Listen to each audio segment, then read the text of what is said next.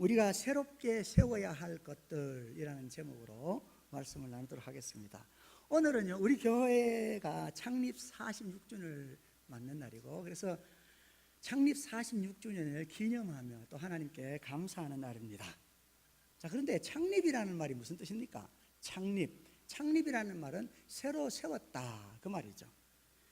46년 전에 아리조나 장로교회가 새롭게 세워진 것을 기념하며 하나님께 감사드리는 오늘에 우리는 무엇보다도 우리의 신앙생활에 있어서 새롭게 세워야 할 것들이 무엇인지를 점검하는 것이 필요하겠습니다. 오늘 우리가 읽은 본문은요, 성경의 마지막 부분에 해당되는 말씀입니다. 그래서 오늘 말씀은요, 성경의 결론에 해당되는 말씀으로서 우리가 새롭게 세워야 할 것이 무엇인지를 가르쳐주고 있습니다. 자, 그러면 우리가 새롭게 세워야 할 것들은 무엇일까요? 먼저 첫 번째로 한번 따라해 보겠습니다. 신부다운 착한 행실입니다. 네, 오늘 우리 함께 읽었던 말씀 10절부터 15절까지의 말씀을 요약하면 이와 같습니다. 때가 가깝다. 그러니까 예수님이 재림하실 때가 가깝다. 하나님은 우리가 행한 대로 갚으신다. 뭐라고요? 하나님은 우리가 행한 대로 갚으신다. 그리고 자기 두루마리를 빠는 사람이 복이 있다. 그 이유는 성에 들어갈 수 있기 때문이다. 이렇게 말씀합니다. 자, 설명을 조금 더 해가지고 제가 이 말씀을 여러분들에게 말씀드리면요, 10절 말씀을 한번 다시 한번 보실까요? 성경 한번 10절 한번 보십시다. 이 두루마리의 예언의 말씀을 임봉하지 마라. 임봉이라는 말은 이렇게 성경책을 닫아서 이렇게 잠그지 마라. 왜 그럴까요? 성경을 봐야 하기 때문에 그렇습니다. 성경을 열고 봐야 한다. 근데 왜 그러냐? 예수님이 오실 때가 가까웠기 때문이다. 그렇게 말씀합니다. 자, 그러면서 그 다음에는 뭐라고 말씀하시냐면 어떻게 살 건지 잘 생각해 봐라. 그렇게 말합니다. 뭐라고요? 너희가 어떻게 살아갈 건지 잘 생각해 봐라. 자, 근데 이 말씀은 좀 역설적으로 이야기하고 있어요. 그러니까 그대로 행하라. 이렇게 우리에게 말합니다. 11절부터 말씀인데요. 불의를 행하는 자는 그대로 불의를 행하고 더러운 자는 그대로 더럽고 의로운 자는 그대로 의를 행하고 거룩한 자는 그대로 거룩하게 하라. 자, 이 말씀은요, 그래 너희들 더러운 자들은 그냥 더럽게 살아라, 그 얘기가 아니죠. 이 말씀은 뭐예요?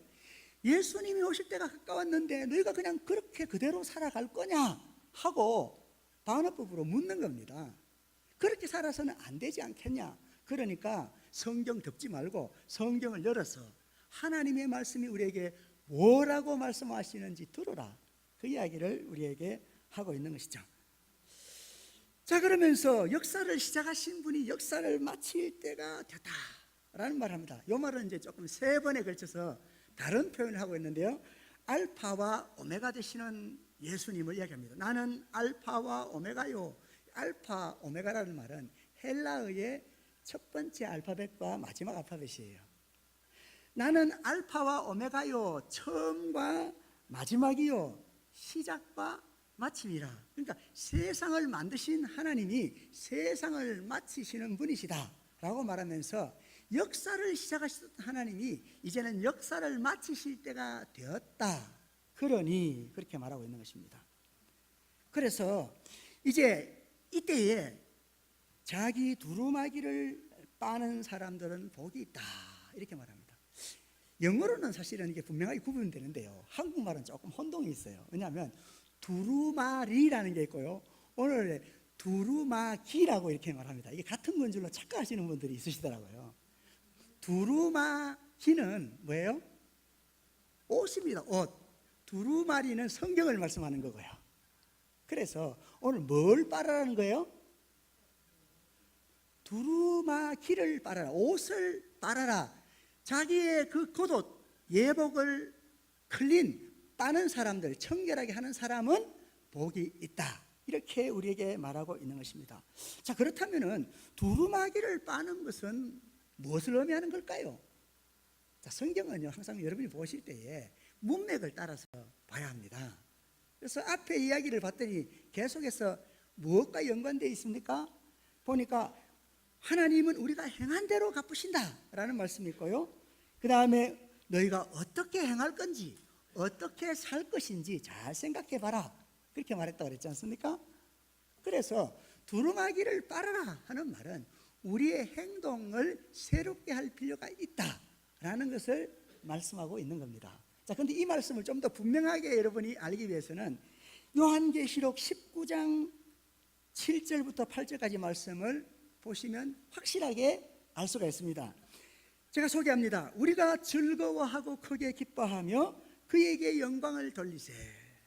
어린 양의 혼인 기약이 이르렀고 그의 아내가 자신을 준비하였으므로 그에게 빛나고 깨끗한 세마포 옷을 입도록 허락하였으니, 그러니까 세마포 옷을 어떻게 해요? 빛나고 깨끗하게 한 그 옷을 입었다, 그 말이죠. 그러면서 이 세마포 옷은 성도들의 옳은 행실이라 이렇게 말합니다.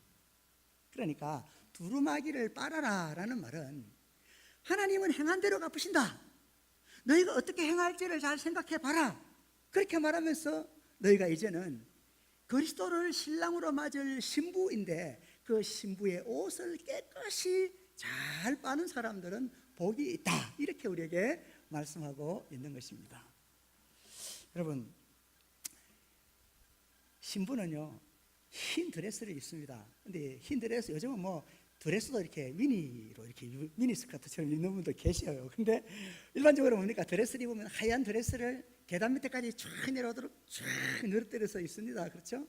아, 얼마나 멋있는지요. 그냥 평소에 별로 안 아름다워 보이는 여성들도 흰 드레스를 쫙 입으면 얼마나 아름다워 보이는지 몰라요. 그렇죠? 네. 게다가 또 화장을 예쁘게 하는데 눈에 이런 것도 붙이고, 네. 네. 아, 그래가지고 탁 서면 얼마나 아름다워 보입니까? 자, 그런데 이렇게 흰 드레스를 입고 멋있게 아름답게 화장을 하신 분이 상스러운 말을 한다고 생각해 보세요. 입에서 이상한 소리가 툭툭툭 나온다고 생각해 보세요. 그 신부가 아름다워 보이겠습니까? 얼굴에 심술이 덕지덕지 붙어 있어요. 그 신부가 아름답게 보이겠어요? 네. 흰 옷을 입는다라는 것은, 더 중요한 것은 그가 신부로서의 순결한 그 마음, 그 삶의 모습이 더 중요한 것이죠. 오늘 말씀에 두루마기를 빠는 사람들은 복이 있다 그랬는데요, 그렇게 두루마기를 빠는 사람들이 왜 복이 있느냐? 생명나무에 들어갈 수 있게 되고, 그리고 문을 통하여 성으로 들어갈 수 있는 권세를 얻게 된다, 그렇게 말하고 있는 것입니다. 이 말을 바꿔서 말하면 성 안에 들어갈 수 있으려면 새 예루살렘 성이 뭘 의미한다 그랬어요? 교회를 이야기하는 것이라 그랬죠. 구원받은 하나님의 백성들, 그 백성들의 무리 속으로 들어가려면 어떻게 된다고요? 반드시 신부로서 그 옷을 깨끗하게 빨아서 입어야 된다, 그렇게 말합니다. 굉장히 중요한 말씀이에요. 왜 그러냐면 우리는 믿음으로 구원받는다는 교리를 잘못 이해해가지고 그냥 예수님만 믿으면 아무렇게나 살아도 되는 줄로 착각하는 분들이 계셔요. 그래서 야고보서는 이렇게 말합니다. 행함이 없는 믿음은 죽은 믿음이라. 뭐라고요? 행함이 없는 믿음은 죽은 믿음이라는 겁니다. 구체적으로 말씀을 여러분에게 소개하면요, 야고보서 2장 14절부터 18절까지 말씀인데, 내 형제들아 만일 사람이 믿음이 있노라 하고 행함이 없으면 무슨 유익이 있겠느냐? 아무 유익이 없다는 것이죠.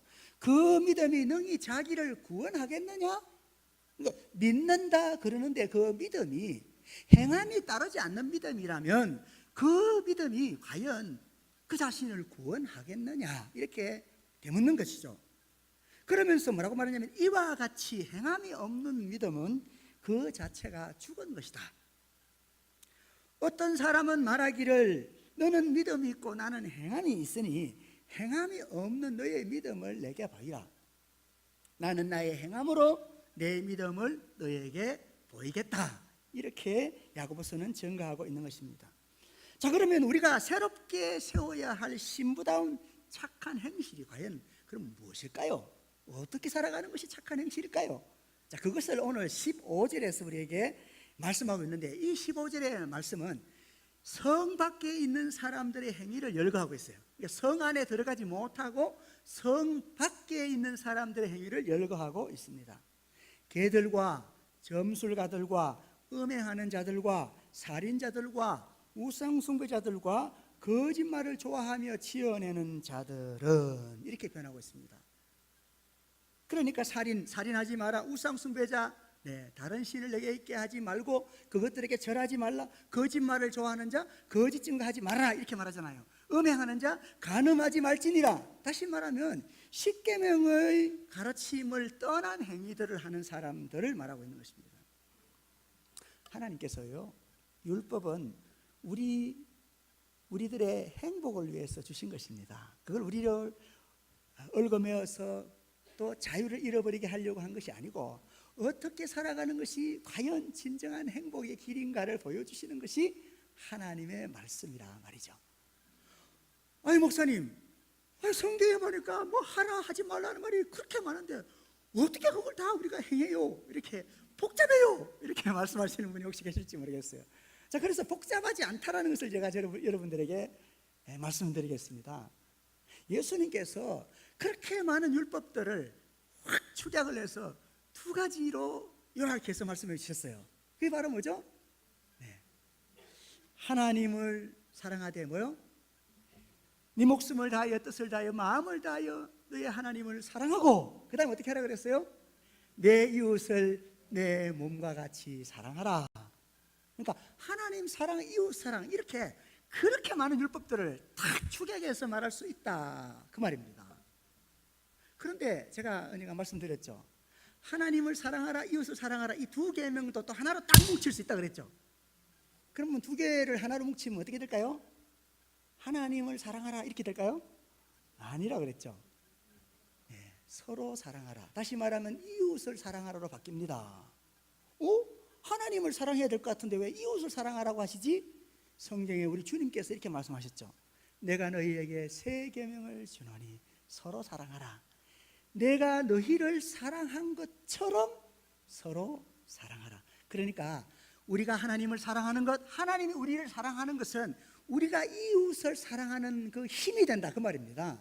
예수님이 우리를 사랑하시되 죽기까지 사랑하신 것을 믿는 사람들은 이웃을 사랑할 수 있는 힘을 갖게 된다, 그 말입니다. 그래서요, 마태복음 7장 12절은 이렇게 말합니다. 그러므로 무엇이든지 남에게 대접을 받고자 하는 대로 너희도 남을 대접하라. 굉장히 쉬운 말씀입니다. 이 말씀을 황금률이라고 표현하기도 합니다. 그러니까 내가 다른 사람에게 대접받고 싶은 대로 내가 다른 사람을 대접하는 것이 율법이요 선지자라, 이렇게 우리에게 표현하고 있는 것입니다. 그러니 사실 율법이 많은 것 같지만은, 하나님의 말씀이 많은 것 같지만은, 이웃을 내 자신처럼 사랑하고 이웃에게 대접받고 싶은 대로 나도 대접하면 다 이 모든 것을 이룬다, 그 말입니다. 어렵습니까? 쉽습니까? 억수로 쉽네요. 그 많은 율법들을 다 못 외워도 우리가 주님 말씀대로 살아가는 것이 그렇게 어려운 것이 아니다, 그 말입니다. 우리가 성 밖이 아니라 성 안에 있기 위해서 새롭게 세워야 할 것이 있다면 무엇보다도 신부다운 착한 행실이다라는 것입니다. 그래서 오늘 말씀에는 자기 두루마기를 빠는 사람들이 복이 있다, 자기의 예복을 깨끗하게 하는 사람들이 복이 있다 그랬는데, 이 말씀이 무슨 말씀이라고요? 성도들의 옳은 행실이다. 우리가 누군가를 믿는다면 그 믿는 사람, 내가 누군가를 사랑한다면 그 사랑하는 사람을 위해서 액션을 취하겠죠. 그 사람을 믿는데 아무 행동도 안 한다, 그 사람을 사랑하는데 아무 행동도 안 한다, 거짓말입니다. 사랑하지 않는 것이죠. 그렇죠.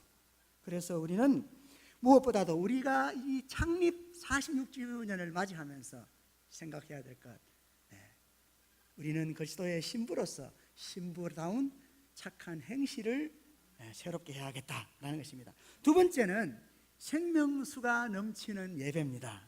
뭐라고요? 생명수가 넘치는 예배. 오늘 16절과 17절을 요약하면 다음과 같습니다. 예수님은 사자를 보내어서 교회에서 말씀을 증언하게 하신다. 그리고요, 성령과 신부는 생명수를 주기 위해서 사람들을 예배로 초청한다, 이렇게 요약할 수 있습니다. 자, 오늘 16절 17절 말씀을 정말 과연 그런지 한번 살펴보면서 제가 질문할 텐데 한번 대답을 해보시기 바랍니다. 자, 예수님이 보내신 사자는 누굴까요? 예수님이 사자를 보냈다 그랬는데 이 사자가 누굴까요? 일부 예배 때는 대답을 하시던데 목회자입니까? 네, 맞습니다. 1차적으로는 목회자죠. 그래서 여러분 요한계시록 시작할 때 예수님의 모습을 보여주면서 말하죠. 7별을 지고 있는 분이 계신데 그가 7교회들에게 편지를 보내게 하신다 그렇게 말하죠. 그래서 그 7별이 누구라고요? 교회의 사자라 그렇게 이야기하죠. 그래서 1차적으로는 교회의 목회자를 이야기하는 것입니다. 그리고 여러분이 사자라는 말을 성경에서 쫙 찾아보되 신약에서 특별히 쫙 찾아보시면은 천사들을 묘사할 때도 있고요. 그 다음에 또 특별히 하나님의 말씀을 증거하는 사람들이라는 것을 보여주고 있어요. 그런데 사실은 오늘 말씀에서 보면 그 목회자라는 것에 국한시키고 있는 것이 아니라 자, 내가 사자를 보내어서 이것들을 너희에게 증언하게 하노니 라고 말하면서 17절에 뭐라고 말하는지 한번 보세요. 17절에 같이 한번 볼까요? 성령과 신부가 말씀하시기를, 사자가 말한다고 말하지 않고 뭐라고요? 성령과 신부가 말씀하기를 이렇게 말하죠. 그러니까 여기서 신부가 누구라고요? 교회죠. 교회가 성령으로 말미암아서 하나님 말씀을 증거하게 될 때 그를 사자라 그렇게 말하는 겁니다. 그래서 우리 종교개혁 이후로 우리 그리스도인들, 특별히 개신교는 만인 제사장주의라 그러죠. 네, 특별히 하나님 말씀을 증언하는, 특별히 성령의 손에 붙들려서 말씀을 증언하는 사람을 사자라고 표현하고 있는 겁니다. 자, 그런데 예수님은 누구를 위해서 이 사자를 보내시나요? 16절에 보니까 나 예수는 교회들을 위하여 이렇게 말씀하고 있습니다. 자, 그러면 예수님이 사자들을 보내어서 무엇을 하게 하려고 하신가요? 보니까 생명수를 값없이 주시기 위함이라 그렇게 말합니다. 특별히 말씀이 육신이 되신 예수 그리스도를 증거하고 이 성령과 신부는요 생명수를 값없이 주시기 위해서 사람들을 예배의 자리로 초청한다 그렇게 말합니다. 그래서 생명수를 얻기 위한 가장 좋은 시간이 언제냐? 따라합시다. 예배입니다. 여러분 오늘 우리 성가대에서 장구도 하시고 뭐 깽가리도 하시고 북도 하시고 또 우리 새로운 반자를 통해서 또 이렇게 피아노도 하시고 그 다음에 성가대원들의 그 아름다운 목소리로 또 그냥 부르는 게 아니에요. 지난 주일부터 준비해서 또 오늘 아침에 다른 분보다 일찍 와서 이렇게 준비해서 하나님께 이 예배 드리고 있는 것입니다. 예배에는요 많은 수고하는 헌신자들이 있습니다. 여러 많은 헌신자들의 그 수고를 통해서 우리가 이 예배의 시간을 통해서 생명수를 얻을 수 있도록 돕고 있다 그 말입니다. 예배는요 살아계신 하나님을 인정하고 하나님께 감사와 찬양을 드리는 시간입니다. 우리는 이 예배를 통해서요 하나님과 인격적인 만남을 가질 수가 있습니다. 하나님은요 성경을 통해서 우리에게 말씀하시고 우리는 기도로 하나님께 말할 수 있습니다. 여기서 한 가지 짚고 넘어가야 되는데요, 성경이 뭐라고요? 하나님의 말씀 맞나요? 아니라고 생각하시는 분 한번 손 들어 보시죠. 네, 여러분 다 성경이 하나님 말씀이라고 믿으시죠? 아멘 좀 해보시죠. 네, 그러면 성경이 하나님 말씀인데 하나님 말씀을 들으려면 어떻게 해야 될까요? 성경을 봐야죠. 근데 자꾸 기도문에 들어가시려는 분들이 계셔. 여러분이 기도하시는 건 좋아요. 근데 말씀은 어떻게 해요? 성경을 통해서 하나님 우리에게 말씀하시는 걸 알아야 돼요. 여러분이 성경을 보지 않았던 사람인데 갑자기 동굴에서 하나님이 누구야 하고 말씀하실 거라고 생각하면 착각입니다. 만약 여러분이 하나님 앞에 목숨을 건 기도를 하시더라도 여러분이 평소에 성경을 보신 분들이 성령의 음성을 들을 수가 있습니다. 왜냐하면 성령님은 지난주에도 말씀드렸죠? 진리의 성령이십니다. 특히 교회가 함께 모이는 공동체 예배, 오늘 이 주일 예배가요 굉장히 중요한데 아까도 말씀드렸지만 다양하고 많은 헌신자들의 준비를 통해서 이 예배가 드려지고 있는 것입니다. 그래서 이 예배 시간을 통해서 우리는 선포되는 말씀을 듣게 됩니다. 이 선포되는 말씀이라는 것은 성경 공부하고 좀 다르죠. 큐티 나눔도 좀 다릅니다. 성경 공부는 성경 질문하면서 이렇게 주고받고 성경을 공부하는 것이고요. 큐티 나눔은 여러분이 개인적으로 성경 봤던 것을 서로 이렇게 쉐어하는, 나누는 시간이죠. 그러나 이 예배 시간에는 말씀이 선포되는데, 이 선포되는 말씀에는 누가 질문 던지는 사람이 별로 없어요. 그냥 말씀을 그대로 선포하고, 그리고 우리는 잠잠히 또 듣는 것입니다. 예수님은 말씀을 전파하기도 하시고 가르치시기도 하시고 고치기도 하셨다고 말합니다. 그래서 오늘 성경 말씀을 이 예배 시간에 선포할 때, 태초에 하나님이 천지를 창조하시니라 그러면 어느 누구도 왜 창조하셨어요? 이렇게 예배 시간에 묻는 사람은 없어요. 그렇죠? 네. 이 선포되는 말씀을 들으면서 하나님이 우리에게 들려주시는 그 음성을 또 듣는 귀한 시간 되기를 바랍니다. 어떤 사람들이 그러면 이 예배 시간을 통해서 생명수를 받게 될까요? 오늘 말씀해 보니까 듣는 자, 목마른 자, 원하는 자들은 값없이 생명수를 받을 것이라, 그렇게 말합니다. 우리는 예배 시간을 통해서 선포되는 하나님 말씀을 잠잠히 들을 수 있어야 합니다. 네. 믿음은요, 들음에서 나기 때문에 그렇습니다. 그런데 듣는 것으로 그치는 것이 아니고, 들었으면 뭡니까? 그 말씀이 내 가슴 속에 스며들도록 우리는 뭡니까? 그 말씀을 간절히 목말라 해야 한다, 그 말입니다. 목말라 해야 된다. 목마르기는 목마른데 물 좀 주세요라고 또 말하지 않으면 그것은 또 부족함이 있겠죠. 그래서 뭡니까? 원하는 자는 값없이 받으리라, 이렇게 우리에게 말씀하고 있는 것입니다. 우리는요, 예배의 시간을 통해 선포된 하나님 말씀을 잠잠히 들어야 되고, 또 하나님 말씀을 목말라 해야 되며, 그 말씀이 우리의 가치관을 변화시킬 수 있도록, 또 우리의 삶을 변할 수 있도록 간절히 원해야 하겠습니다. 우리가 예배를 소홀하게 하면서 결코 생명수를 얻을 수 없다는 사실을 기억해야 합니다. 그래서 우리는 무엇보다도 생명수가 넘치는 예배, 그 예배가 되도록 우리의 예배를 새롭게 세워가야 하겠습니다. 마지막 세 번째입니다. 마지막 세 번째로 우리가 새롭게 세워야 할 것들이 무엇일까요? 그것은 그리스도가 중심이 되는 말씀입니다. 뭐라고요? 그리스도가 중심이 되는 말씀입니다. 18절부터 21절까지의 말씀을 요약하면요, 다음과 같습니다. 말씀을 더하지도 말고 제하지도 말아라. 더하면 재앙을 받고 제하면 거룩한 성에 참여하지 못한다. 주님이 속히 오신다. 이렇게 요약할 수가 있겠습니다. 요한계시록은요, 요한이 아시아에 있는 7 교회에 쓴 편지입니다. 그런데 이 요한계시록의 이 편지의 중심은 그리스도입니다. 그래서 요한계시록 서두 부분에 1장 4절부터 7절까지 말씀 보면 이렇게 말합니다. 요한은 아시아에 있는 7 교회에 편지하노니 이제도 계시고 전에도 계셨고 장차 오실 이이시며 그의 보좌 앞에 있는 7 영과 또 충성된 정인으로 죽은 자들 가운데서 먼저 나시고 땅의 임금들의 머리가 되신 예수 그리스도로 말미암아 은혜와 평강이 너희에게 있기를 원하노라.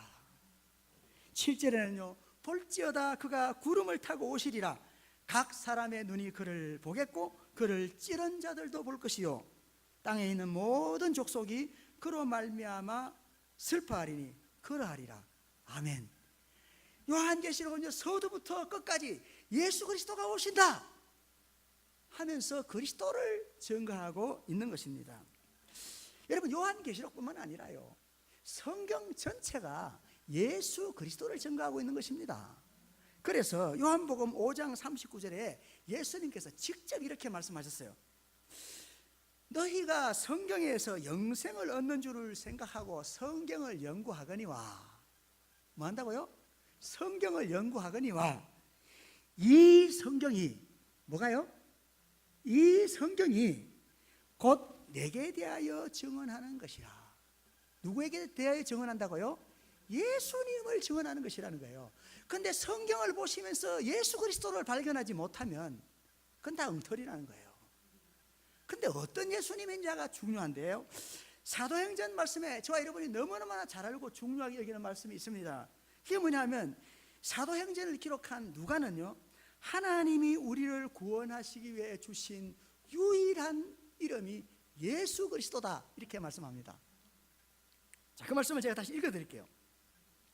다른 이로서는 구원을 얻을 수가 없나니 천하 사람 중에 구원받을 만한 다른 이름을 우리에게 주신 일이 없음이라 하였더라. 예수 그리스도가 성경의 중심이다 그 얘기를 합니다. 그런데 이단의 무리들이 성경 외에 다른 교리들을 자꾸 제하거나 빼는 이유가 뭘까요? 그것은 결국 예수님이 육체로 오신 것을 부인하고요, 자신을 그리스도로 만들기 위해서입니다. 예수님은 어떻게 하셨다고요? 하나님이신 그분이 인간의 몸을 입고 육체로 오셨다라 그 말입니다. 이단이 뭐냐? 예수님이 육체로 오신 것을 부인하는 것들이 다 이단이라 그 말입니다. 이 말은 다시 말하면 천지를 창조하신 하나님이 인간이 되셔서 십자가에 죽으심으로 우리를 사랑하심을 보이셨다. 그러니까 십자가에 달리시는 하나님을 부인하는 것은 다 이단이라는 겁니다. 그래서 요한일서 4장 2절은 이렇게 말합니다. 이로써 너희가 하나님의 영을 알지니 곧 예수 그리스도께서 육체로 오신 것을 시인하는 영마다 하나님께 속한 것이요. 그러니까 하나님이 인간이 되신, 말씀이 육신이 되신 것을 믿지 못하는 것들이 다 뭐라고요? 이단이라 그 말입니다. 그런데 우리 삶 가운데 많은 성경 지식이 있음에도 불구하고 바리새인처럼 되고 자꾸 교회를 어지럽게 만드는 이유가 뭘까요? 그것은 그 말씀이 그리스도가 중심이 되지 못하기 때문입니다. 다시 말해서 십자가에 달리시는 하나님을 배우지 못했기 때문입니다. 부활하신 예수님은 자꾸 얘기해요.